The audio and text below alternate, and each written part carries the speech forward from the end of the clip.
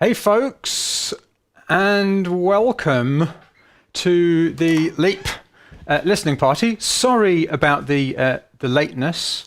There's been a few things happen behind the scenes, and we have Luke and Arash over there in the corner over on Zoom. I'm sharing Zoom. Say hi, Luke and Arash. How you doing? What's up? You good? Excellent. Doing great. Excellent. Yeah, so we had a few issues beforehand with the Discord server, which has meant I had certain things to sort of sort out and stuff, which is why we're a bit late. So we've got all the leapers over here on Zoom, and I'm just sorting out my 5 billion screens. This is pretty much the most confusing situation in the world because I've got Keynote, Slack, Zoom, Ecamm Live, all happening at the same time. So I'm going to try and sort this out well. But bear with me if there are a few errors. I'll tell you what, I'll put you. Oh no, that's the wrong thing. I'll put you guys down here. There we go. Excellent. So here's what we are doing today. I'm just going to give you some quick news on the Momentum Monday relaunch, which is happening. We are doing Momentum Mondays. I honestly wasn't sure if I was going to. The reason being that, so Momentum Mondays, I started in, when was it? I don't know, November, October, something of last year. And it was, it was great. It was absolutely fantastic. Loved it. And it went really, really well. And people absolutely loved it. But the way that I had organized it meant that it was an enormous workload for me every single week, which was fine. I didn't have a problem, but I was starting to feel myself getting burnt out. I was starting to feel like I was going to lose my mind if I continued. I was sort of missing sleep and all kinds of stuff like that. So I kind of really had to think about where the best place to kind of apply my focus was. And I do think that Momentum Mondays is one of the best places to apply my focus because, for one thing, it's free. And it's weekly and it's an ongoing check-in, and it means that everybody can get the value from what we're doing here, no matter their ability to pay money or anything else. And also it functions as an ongoing check-in for people who've been doing other programs as well, because it's just a really nice community in the chat. So I do think it's an important thing to keep going, but I'm going to reconfigure it slightly so that it's a little easier for me to do, essentially, to do, that I'm not having to spend so much of my time preparing for it. It's still going to be, but I think there are some ways of doing that which will actually make it more valuable. There's always a win-win somewhere. So what we are doing, but anyway, I'm going to tell you exactly what we're doing in Momentum. Well, not exactly, but like an overview of what we'll be doing in Momentum Monday after this. Then I'm going to give you a quick review of the paths process, which is what we're going to be using to listen to the music from Leapers. It's a specific way of giving feedback, but also it helps you make music, essentially, the paths process. So I'm going to give you that too. And then we're going to feedback on songs from the Leap 8 class. And the Leap 8 finished in December, basically. And here you can see are some of the people from the Leap in here. Say hi, Leapers, in the chat, because the YouTube people will be able to see you down here. Hi. There we go. Okay. So, yes, the next Leap class starts on Friday, January the 29th. To find out more, the link is in the description. It's a 10-week bootcamp style intensive. It's kind of 8 weeks, but we've got the intro weeks. But it's like the main bit is 8 weeks. 7 weeks of it are the automatic music machine, where I give you the full automatic music machine, where you complete a music project of your choosing, an album, an EP, a series of singles, one single, whatever works for you, depending on your starting point. And in the last 2 weeks, I give you the magnet model, which is how we are building our music businesses which aren't reliant on touring. There are weekly coaching calls like this, except they're not live streamed on YouTube. They're in Zoom over here like this, so they're a bit more like that. There's a Slack community, and you can see the Slack community down here, which is how we're going to play the music that we're going to play today. Our wonderful coaches over here, Luke and Arash. I'm just about to point to Luke's head with a strange pointy thing, and then point to Arash with a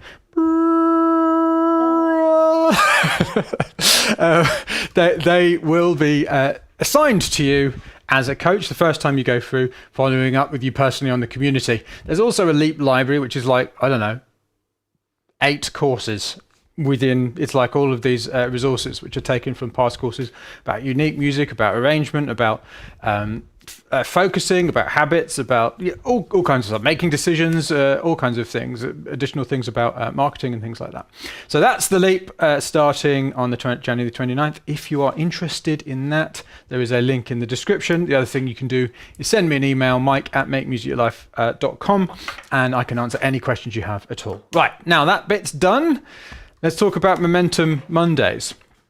So they're weekly sessions, and they used to be like over 2 hours long.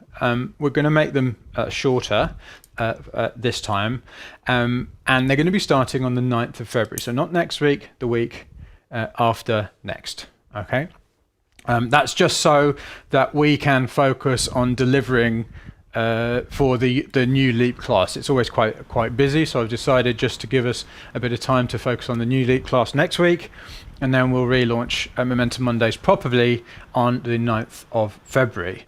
I've already created the event. In fact, I sent most people to the wrong place again, so I sent them to that event for rather than this event. But that is the link for the relaunch of Momentum Mondays. Essentially what it is, it's an ongoing coaching group where we'll set goals together and we'll review what happened in those goals. And there is content as well. There is like information as well, new information. The way I had arranged it before was there was a mind bomb, a music method, and a money moment, 2 of them. Probably what's going to happen from now on is there's going to be one of those a week, but also what we're actually going to be doing, because me, Luke and Arnash are releasing a track a week in 2021. I've ended up releasing an album a week because of various different things that have happened, but essentially, so we're literally building our magnet model businesses from the ground up. I've released a new artist name called Zentor. I got my first money. In fact, 2 people bought an album last week. So I'm now officially, Zentor is now officially a professional outfit. and basically just going to give a demo, show how it actually works and what we're doing and why we're doing it. For additional stuff on that, by the way, I do also have the Mike Mundaly channel. There's a link in the description for that as well. So they are relaunching on the 9th of February. As I said, it's going to be less content heavy, sort of like pre-prepared content heavy, just because I wouldn't have been able to keep that up forever. The other thing we're going to do as well is it's going to be in seasons. So it's not going to be forever and ever and ever. It's going to be like a specific amount of time. There's going to be a season, and then we're going to take a little break, and then there's going to be another season, just so that it doesn't feel like, forevermore, my brain is exploding. Because it was just like, oh man, I've got to do 2 new presentations every single week, and everything else I'm doing, and release a track a week, now an album a week, and do this, and I was just like, so, fantastic. So it's good to see the folks on YouTube as well. Oh yes, that was the other thing. Hey Cindy, hey Andy, hey Super Elmondo, hey Andy, hey Thies Zucchera. Actually, Arash and Luke, are you able to go to the YouTube event as well, just to make sure that we're not dealing with, that sounds really rude, doesn't it? But that we are helping the wonderful people on YouTube as well. Yeah. Great. All right. So Discord got hacked. Yes. So the Make Music Your Life Discord got hacked. Really, really sorry about that. Some idiot started removing channels, deleting channels, changing the names of channels, and doing all sorts of terrible, saying all sorts of awful things. Got absolutely no idea why people waste their time like pulling things down and destroying things for absolutely no reason. Makes zero sense to me. But anyway, that's just what people do. Feel sorry for them, really. So what? Yeah, we're sorting that out. Really sorry about that. We've learned a few things as a result of that. We've upgraded the security. I mean, you never know how people are going to get around it, but essentially what you will notice is that there aren't some of the channels have disappeared. We're going to try and get them back. But anyway, we're sorting it out, and I'm really, really sorry if you saw some stuff that you would rather not have seen. It was just some idiot who's got nothing better to do with their time. So yeah, we are sorting it out, and we are hope it won't happen. It won't happen again. It certainly won't happen again the way that it happened this time.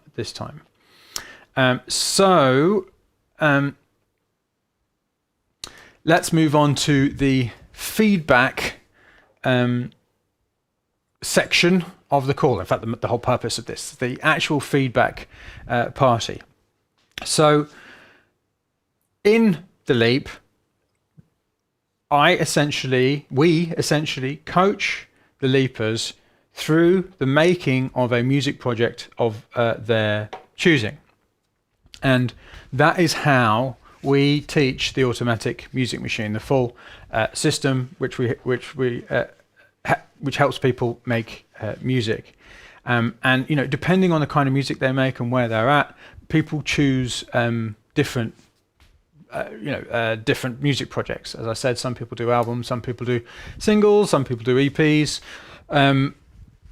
but almost everyone who follows the instructions gets an absolute bunch of breakthroughs. The thing is, the automatic music machine itself, it's almost like it's a way of making an enormous amount of music at higher quality, but it doesn't specifically actually talk about the things we're going to talk about in here. Now, there is additional content in the Leap library about what we're going to talk about here, but that's not actually the automatic music machine. That's kind of something else. So this is kind of something that you overlay on top of the automatic music machine, and it's a way that can help you figure out what to do next at the various different stages. Okay, and it's called Paths. Where could you take an idea? Now, I'm just wondering, are you covering up anything over there? No, you're not. Great. Sorry, I'm just moving you around. It's very rude, isn't it, Luke and Arash? So, essentially,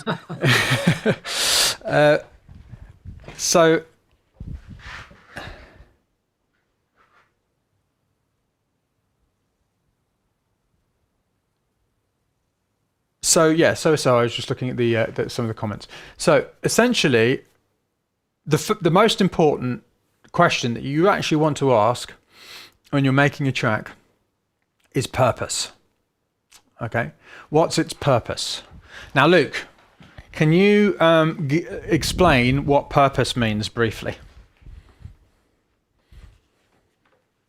Like what the track is intended for. Or what it's trying to do, like for like a dance music track, is to make the purpose is to make people dance. Mm-hmm. And so yeah, if you think about that in your music, you can make decisions much quicker because you can ask, is this serving the purpose that I'm setting out for this track to have, versus asking like a nebulous, is this track good? Yes.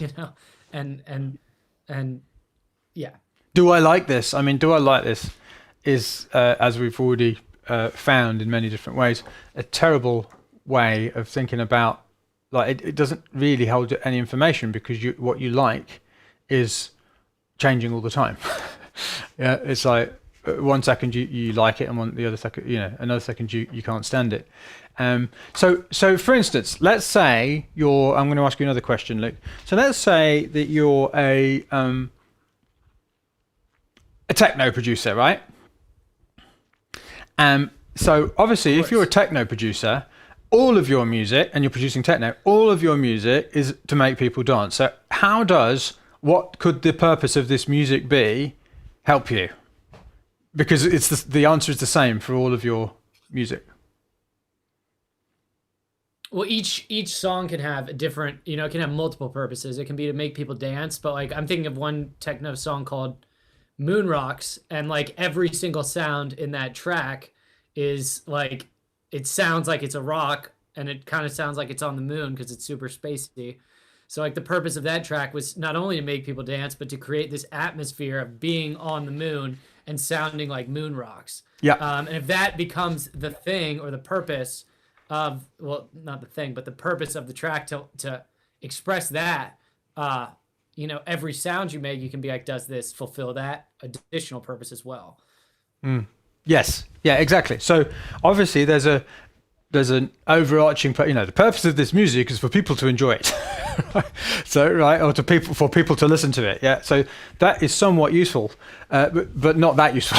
Where the purpose of techno is to get people to dance. That's somewhat useful, but kind of less useful. But each individual track can have a purpose as well. And it's actually really, really helpful to identify the purpose of the track. Obviously, it's kind of often easier in music which has words, because often the purpose of the track will be to, put across a particular meaning, by the words. But you can do that in music as well. In fact, I do it all the time myself. I mean, the purpose of my entire Zentor project is to investigate and think about and sort of ask questions around the intersection of man and machine, which I think is one of the sort of most pressing questions of our time. So it can actually go to an entire to all of the music that you're making. The purpose of some of your music can be to actually figure something out musically, to work on a particular area of your music. The purpose of, some of my music has been to sort of, it's almost like a study. Like in classical music, they have etudes where they kind of study a particular type of thing. Another study is a purpose of some, for instance, piano music is as a kind of practice thing. So it's a piece of music, but it's also a practice thing. So there's lots of different purposes, or porpoises, as we like to say, that music can have. And I mean, Arash, we've talked about this a fair amount in various different pieces of music. What kind of a difference does identifying what the purpose of a piece of music make when you're actually making it? If you identify it at some point in the making of it, how does it help? The porpoises help because the porpoises. I need to get a porpoise sound. Can you send me a porpoise sound, please, Arash? I really, really need one. I'll send you a porpoise sound. Thank you. Writing down in my notes. Yeah, in the interim, I'm just going to have to use this as well. This is the closest I've got to a porpoise. There we go. I don't know whether you heard that on Zoom. That was a bicycle horn, but yeah.